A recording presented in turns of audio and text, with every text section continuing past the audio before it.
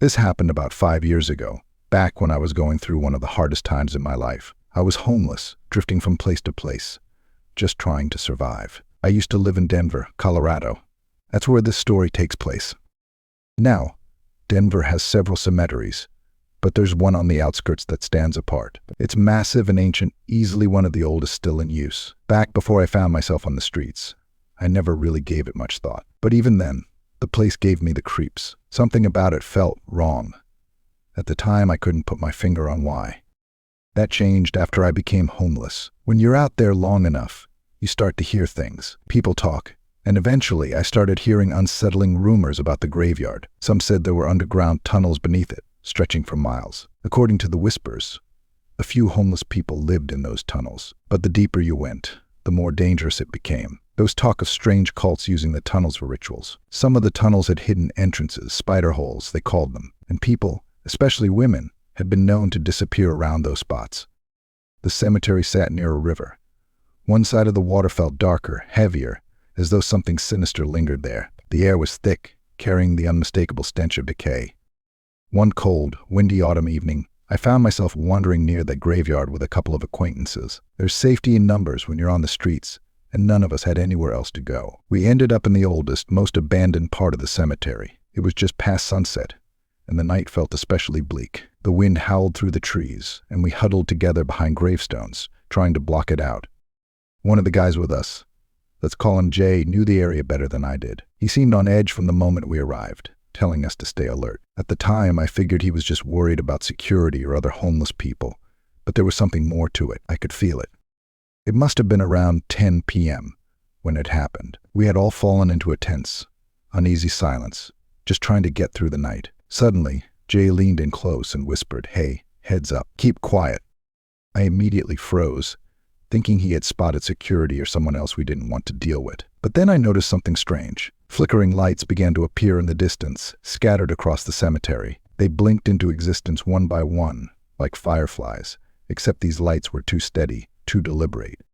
As my eyes adjusted, I realized they weren't random flashes, they were candles. And behind those candles, figures, people standing deathly still holding them. "Shit," Jay hissed. "We gotta go. Now."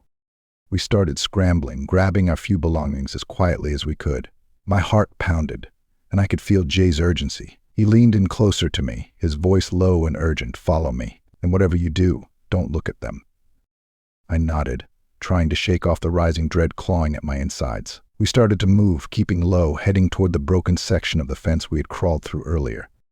But my curiosity got the best of me. I looked back. I shouldn't have.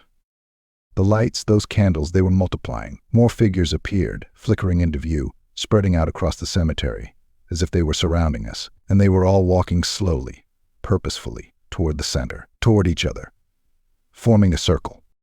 I passed by a few, catching glimpses of them from the corner of my eye. They were draped in long black cloaks. I could feel their presence, dark and menacing, like they were daring me to look at them. But something deep inside me screamed not to. I knew, with an overwhelming certainty, that if we left them alone, they would leave us alone. What haunted me long after that night was the way they moved. They didn't walk. Not like you or me. They seemed to glide almost too quickly, too smoothly, as if they were part of the shadows themselves. It's a stereotype, I know, but it was real. They were slipping out of the darkness, and my instincts were screaming. Whoever they were, whatever they weren't just people. They were something much worse. By the time we reached the fence, Jay didn't have to tell us twice. We broke into a full sprint the second we crossed it. We didn't stop until we were several blocks away. I could barely catch my breath, and Jay still refused to explain much. All he said was, "Avoid those people, and don't look them in the eye. They can have power over you if you do." I didn't need much more of an explanation. I'd already felt it. Whatever that was in the cemetery, it was evil, pure and simple. I asked Jay why they didn't seem worried about cops or security. He shrugged, then told me something that stuck with me. He said those people got away with what they did because the authorities didn't want to get involved. They didn't want to risk it. Apparently, the cult had too much power, and no one wanted to be their next target. I don't know how true that is, but I know what I saw, and more importantly, I know what I felt.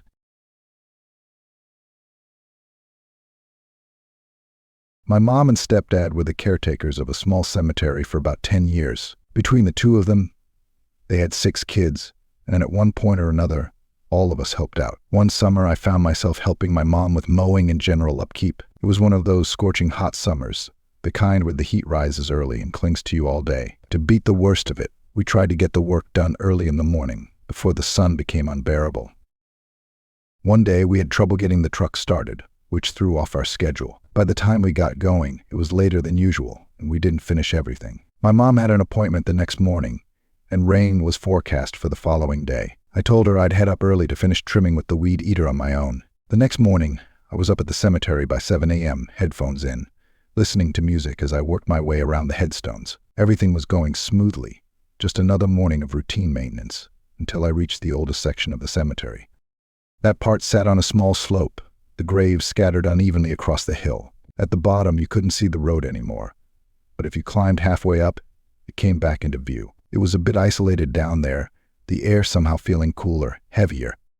I was trimming around the last headstone when I turned off the weed eater. As I started back up the hill, something caught my eye. I glanced up just in time to see a little girl in a pretty red dress darting between the gravestones. She was running, full of energy, and disappeared behind a large headstone.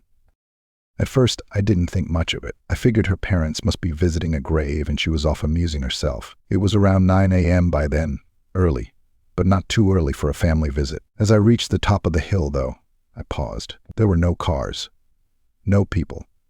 The cemetery wasn't close to any houses, and it was strange that someone so well-dressed would have walked all the way out here. A knot began to form in my stomach.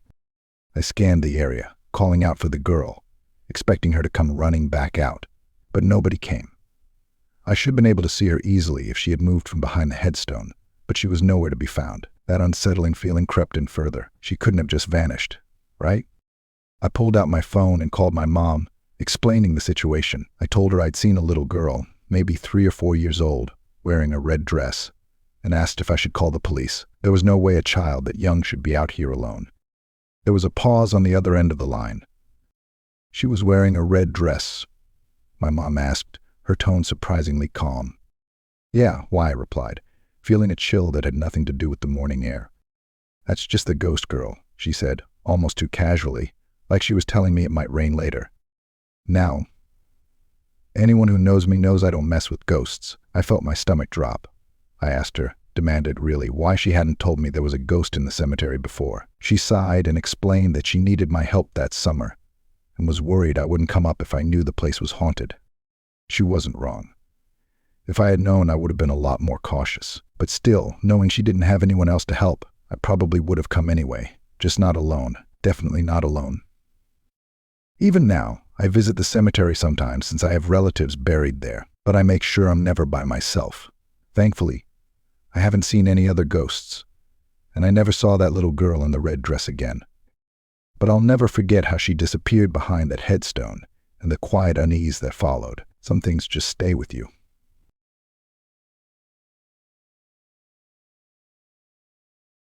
This is a personal experience I had several years back, sometime around 2015 or 2016. At the time, I was working as a second shift mechanic at a trucking company, about 30 miles from where I lived. One of my coworkers and I became good friends, and we'd often hang out after our shifts ended. Since we both lived in the same town, we usually grabbed a case of beer from a gas station on the way home, the kind that stayed open late, close to midnight. I had a fire pit tucked away in the woods behind my house, and most nights he'd follow me home so we could drink there, away from any neighbors. It was a perfect spot for two guys trying to unwind after work without worrying about bothering anyone. One night, after we punched out, we made plans to hang out like usual. But for some reason, I can't remember exactly why, he couldn't follow me home this time. Instead, we agreed to meet at the church up the road from my house. So I picked up the beer, got to the church parking lot, and waited. A bit of time passed. Still no sign of him. I figured I'd get out of the car and watch the road for headlights. Finally, I saw his truck pull into the lot, and he parked beside me. We decided to stay and hang out there for a bit, both of us leaning against our vehicles, facing the cemetery. That's when things started to get weird. We were chatting like usual when he suddenly cut me off mid-sentence. "Do you see that?" he asked, his voice tense. "See what?" I responded, confused. He pointed toward a headstone several rows away from the edge of the parking lot. "Over there." I saw something move. I squinted in the direction he was pointing, but couldn't see anything. It was dark, and despite the church being decently lit, my eyes hadn't fully adjusted. But I could tell from the look on his face that he wasn't messing around. He looked shaken. "What did you see?" I asked, a bit unnerved by his reaction. He described seeing a dark shadow rocking back and forth near one of the gravestones. Whether I believed him or not didn't matter. His description sent chills down my spine. Something about it felt wrong. I asked if he had any means of protection, and he showed me the 9mm he carried on his hip. Even with the gun, though, he was in no hurry to walk over and check it out. Against my better judgment, I decided to go look for myself. I crossed the pavement and stepped onto the grass, heading toward the headstones. The church had a half-dozen light poles scattered around, so the only shadows I could see were from the headstones themselves. I moved between the rows, my heart pounding harder with each step. Then, about 15 feet ahead of me, I saw it. A pitch-black figure was sitting against one of the stones, its head tucked between its knees, rocking back and forth, exactly as my buddy had described. The figure was utterly still except for that steady, rhythmic motion. My mind raced. How had my friends seen it from the car? And more disturbing, how long had I been out here, completely unaware that this thing had been there the entire time? I called out, asking if the person was okay. No response. Just a faint whimpering, like someone mourning a loss. A grave visitation wouldn't normally be strange, but at midnight, in the dead silence of a cemetery, it was bone-chilling. I walked closer, trying to get a better look. I was about 3 feet away when the situation shifted from eerie to terrifying. There was light all around the area, enough that I should have been able to see some details. Clothes, shoes, hair, something. But the figure, it wasn't right. The light didn't illuminate it like it should have. Instead, the darkness seemed to swallow the light whole, like the figure was absorbing it. I couldn't make out a single defining feature. It was just black, a solid, impenetrable blackness. The whimpering turned into louder, more aggressive moans. My blood ran cold. I stood frozen for a moment, my mind struggling to process what I was looking at. Somehow, I kept my composure long enough to slowly back away. Then, without a second thought, I turned and sprinted back to my buddy, my heart pounding in my ears. "We need to get the hell out of here. Now," I said, trying to keep the panic out of my voice. We didn't waste any time. We jumped into our vehicles and sped away from that place as fast as we could. About an hour later, we worked up the nerve to return. But when we got there, the figure was gone. I still don't know what we saw that night. We're not friends anymore, but I still like to tell this story. It's the only real paranormal experience I've ever had, and to this day, it leaves me wondering, what the hell was that thing?